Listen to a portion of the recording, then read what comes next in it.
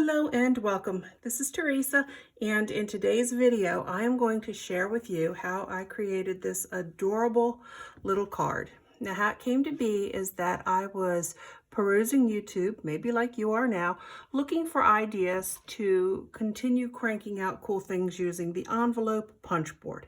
This is no longer available with Stampin' Up, but you can still get these at your local craft store and online. But I had one, and so I was looking for additional ideas and ways to use it. When I came across a video by, I want to call it Jello Lane Designs, that's it, all one word, Jello Lane Designs, and her instructions were for what she called a file folder card.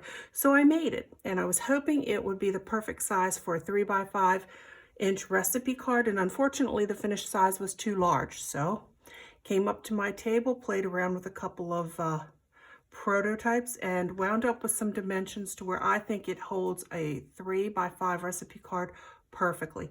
And even better, the finished size is just the perfect size to use one of the A2 mailing envelopes. Now an A2 envelope fits a 4 1/4 by 5 1/2 inch card, the ones we typically make here on our channel. So I have lots of these envelopes, so it's nice that I'll be able to mail this. It's a little smaller, but it's perfect, because you're not going to keep the envelope anyway, are you? But isn't this cute? And just to prove, see, it does hold the recipe card, and I do have the instructions for making this card. Well, I have the dimensions, and I'll show that a little later in the video, and you'll be able to take a screenshot. But isn't this cute? Now I did want to walk you through. I am using paper that is no longer available from Stampin' Up. Let me grab the pack I have. I have another unopened pack. This was from their 2021 celebrations, and it ended, but it was free with a $100 purchase, and I unfortunately have, not unfortunately, or fortunately as the case may be, I have more than one pack, but I really like this. And the piece of paper out of that we're using for this project is this one. Now keep in mind their designer series paper are two-sided, and for this one I've already used it a couple of times because, like I said, I came to the drawing board, so there's more than one that was used. But this is what's left, and we will be using that. So let me put that over here. The other thing I wanted to tell you is for my card, now the card I showed you, this is embossed with what's called Swiss dots. Now if you want products that are currently available, I'm going to go ahead and use this smaller one here. It's the wrapped in textured embossing folder, and it looks like a basket weave almost, so we'll be using that. I'm also going to be using a couple of the dies from the Stitched So Sweetly. Let me put that off to the side. I am going to be using the Sweet Strawberry. Now this is in the mini catalog with Stampin' Up, so this is available. Look at that butterfly. How'd that get there? Shoe butterfly, shoe. This is a hint, by the way, there is some butterfly videos coming later. The 3 ink colors that I chose to use are Cherry Cobbler, so I'll leave that up there. Real Red, and we're going to be using some Old Olives. Let me put those out of the way here. The first thing you're going to need is your cardstock. Now let's go ahead and measure this. I am going to use the Pear Pizzazz. Pulling out my trimmer, I do want to cut this. This is 8 1/2 by 11, but I only need 7 1/4, so I do need to cut this down. So let's go ahead and cut that to 7 1/4.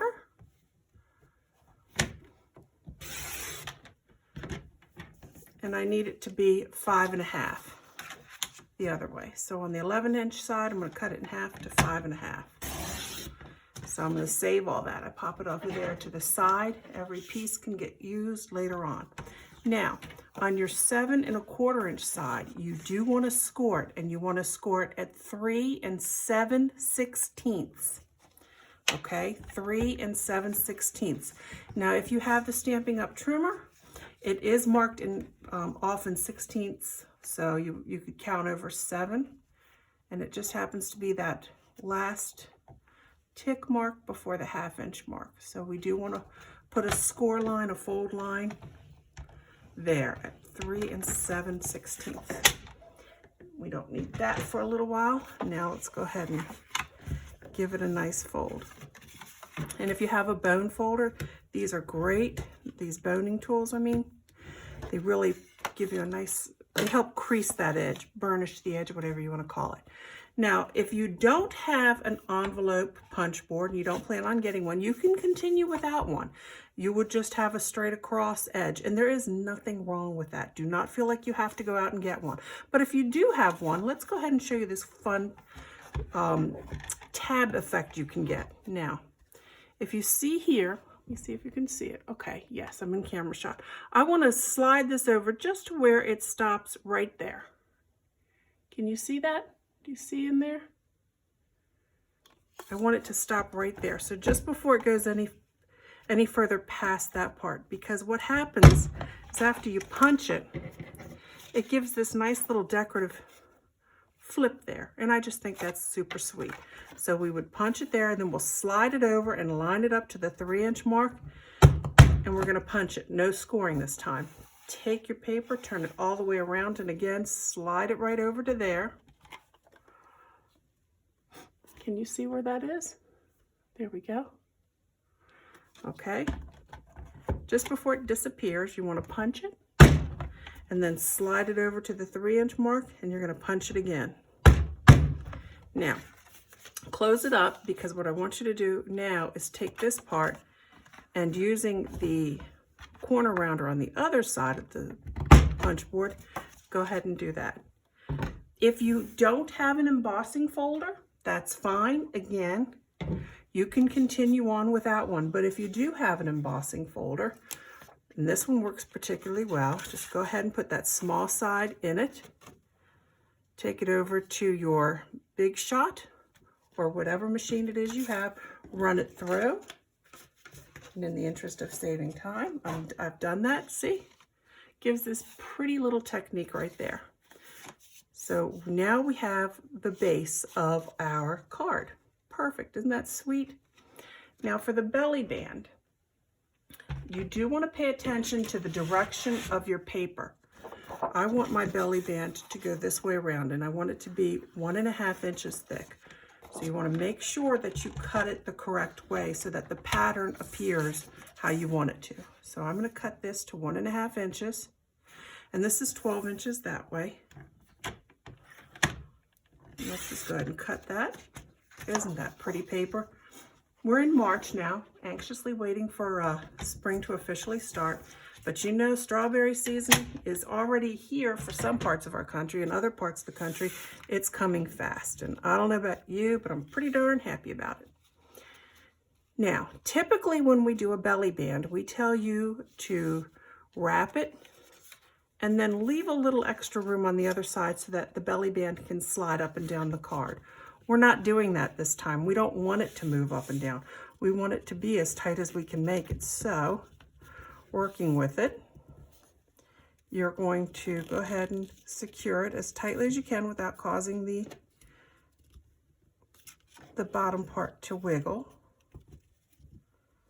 Or not wiggle, but to bow. You don't want it to bow.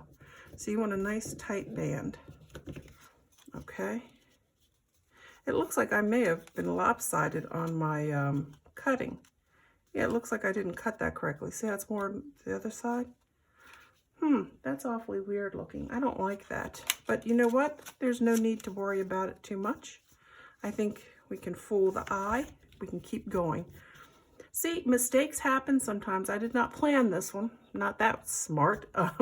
This just happened. But sometimes things happen that we don't like. More often than not in any one of my videos that happens. But you can learn to just work with it. It's not a big deal. So what we're going to do is we're going to apply. Look what came. I got my Stampin' seal back. Yay! I was out of it for a while, and then I was very slow to order more. Shame on me, because this is my favorite. Come on. Trying to do this tricky-handed, and you want to make this, wrap this nice and tight. And it's okay that it's not perfect because we're going to cover it up anyway. So see, we've already got that much done. So let me put that off to the side. Paying attention to our inspiration, I want to cut this label. Now this label is made using the large fancy die from the Stitch So Sweetly. Isn't that pretty? So we can run that over to our Big Shot and cut that out. And of course I have that one already done for us, so there's no need to wait. Then we want to stamp our sentiment. I am using the Real Red to stamp that sentiment. I do have the same greeting. That was so sweet of you. It's already on an acrylic block. So let's just ink up this block. Nice little tap, tap, tap, tap, tap, tap, tap. And we'll place it down about here. Little light pressure. Isn't that precious? So cute. Oh, look at that. Just put my finger into all that. Yucky, yucky, yucky. I might have to, I keep baby wipes here, but to clean off my stamps, but looks like I did not cut myself. That is just red ink. So don't be concerned. It's fine. Taking the next, not the next, but the second smallest die from our Stitch So Sweetly, we're going to run that over to the Big Shot and cut that out. And of course, that's already done for us. So we have that. Let's go ahead and use some of this Stampin' Seal Plus. Put that down, just a couple strips. Now you could raise this up if you wanted to with some stamping dimensionals. That's fine. I'm choosing not to, which is fine. Your card, your way. I'm just going to put a couple strips of this Stampin' Seal Plus. And I like the offset look of that, so I'm just going to plop that down as well. Now, for these strawberries, let me show you how I did that. Taking this die, let me show you, not die, this stamp from this set, excuse me, I'm using this stamp here. It's probably hard to see, Teresa, get a darker one. Using this stamp here and that one, we're going to create the strawberry. So I've already got it on the mounting block, and I'm going to pull out the cherry cobbler. Isn't that funny? Cherry cobbler to make the strawberries. All right, I see the irony in it. Maybe you don't, but I do. So let's ink up our stamp and go ahead and put one here. And then I like to turn it around, and you'll see why. I don't want to take the time to space it out while you all are watching. I try to make these videos as quick as possible. Put that off to the side. Now, if you can get your hands on the Strawberry Builder Punch, then go ahead and do so. It is available. If not, you could always fussy cut this out. Fussy cut is just a term for taking your scissors and cutting it out freehand. We all learned fussy cutting in kindergarten, so still a skill you can use. All right, there's going to be a couple pieces that will punch out with that. Ignore all those extra pieces. There we go. I want that one. And then, you know, it would probably be a wise idea to do this.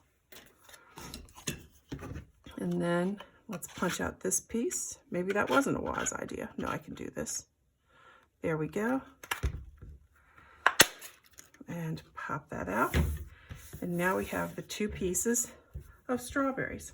Now, I saw, once these new stamp sets come out, one of the reasons I follow a lot of different people's pages and always searching through YouTube is to find how are people using these things. And I came across one on a group Facebook page where she kind of brought them up. It's almost like she folded a couple of them together. And I liked that raise technique. So I thought, you know what? I'm going to do that as well. So, but before we do that, let's go ahead and make the leaves.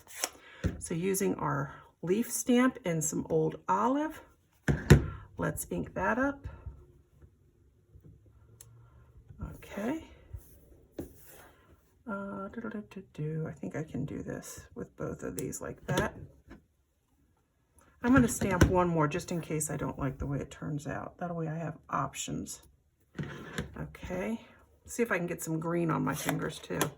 Go back to Christmas. Man, I really did that. Good job getting that on there.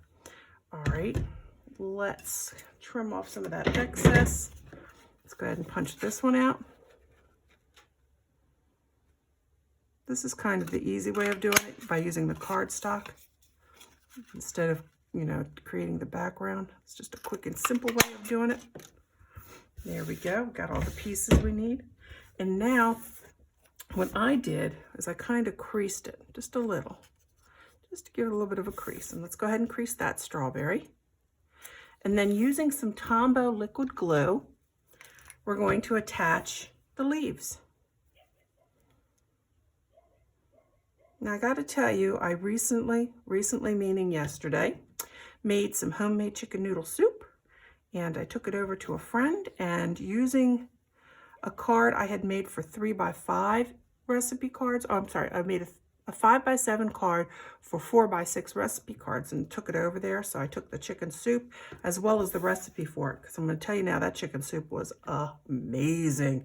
Not my recipe, found it from Sandra Lee, semi-homemade.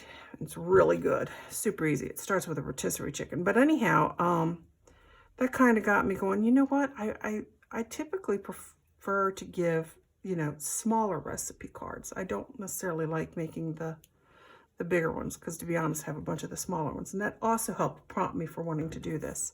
Brought me to this table and doing it.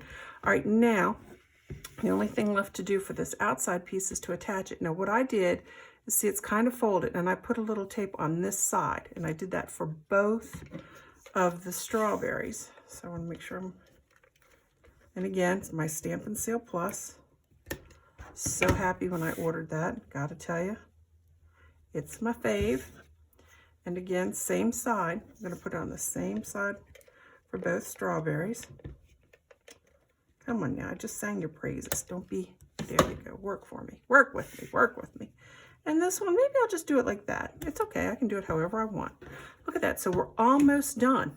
Almost. Now we want the dimensions for the insert.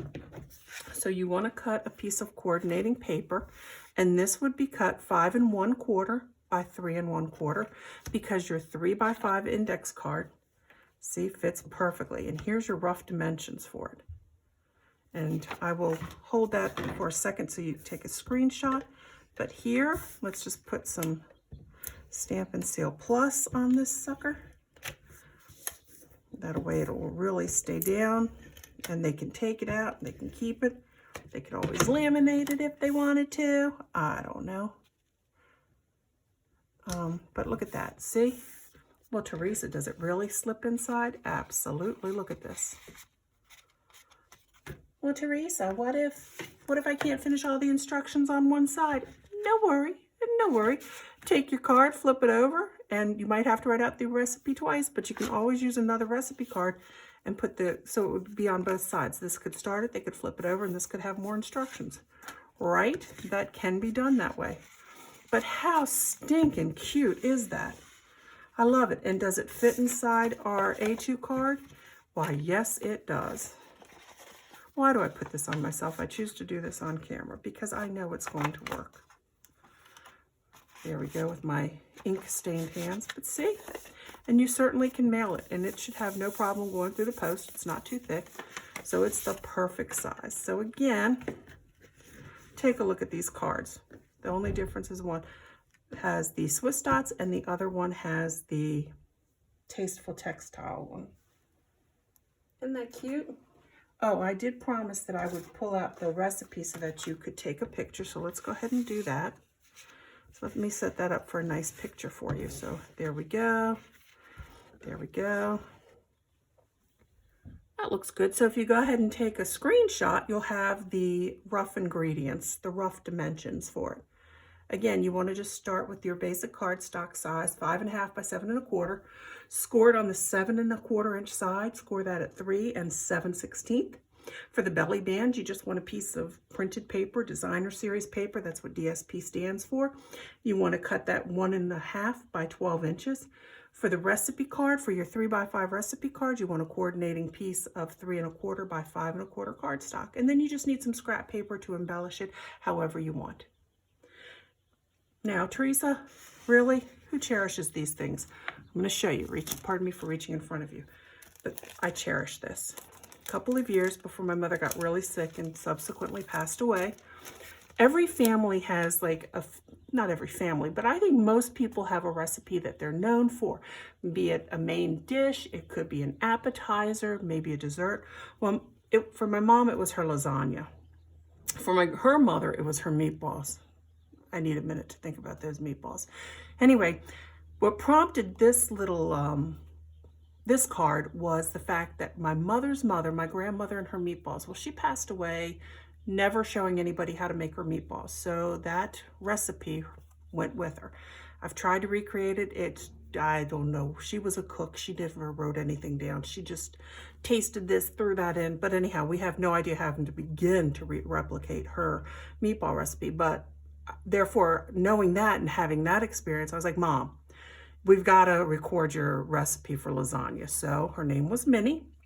And we created this stuff. We were going to a card classes together, and they showed us, that's when we purchased the envelope, punch board, by the way, and came home. I typed up her recipe. It's a modified one that she found out of the Betty Crocker cookbook, so I typed it up, and there are ingredients on the back. Not ingredients, excuse me, but instructions on the back. And what I had her do is we did, I don't know how many of these we did. We made enough for every member in the family, each of the kids to have it, each of the grandchildren to have it. And some were, she was real funny. She didn't want to sign the name Minnie to like a granddaughter-in-law. So for those, she put Love Minnie, and somehow we got off track. So instead of mine saying Love Mom, mine says Love Minnie, but that's her handwriting right there. So I have it. We all have ours. I cherish it. She passed away in 2014. I use this recipe a lot, but I'm super careful with it, and I always keep it in that plastic because this is something that I have. So when I encourage you guys to write, don't let cards fall by the wayside. Don't let the written word fall by the wayside. These become what becomes a sweet little thoughtful gift to somebody, taking over maybe a strawberry shortcake and including your recipe. What starts off as a sweet little gesture can actually turn into an heirloom. You just never know. But anyhow, if you enjoyed this video, please go ahead and give us a thumbs up. If you did not enjoy this video, then just move on. Don't give us a thumbs down, please. If you would like to see more of these videos and be notified, please subscribe to our channel. And while you're at it, click on that notification bell and turn on your notifications. That way you will be alerted the next time we post a video. So until the next time, and in the meantime, happy stamping.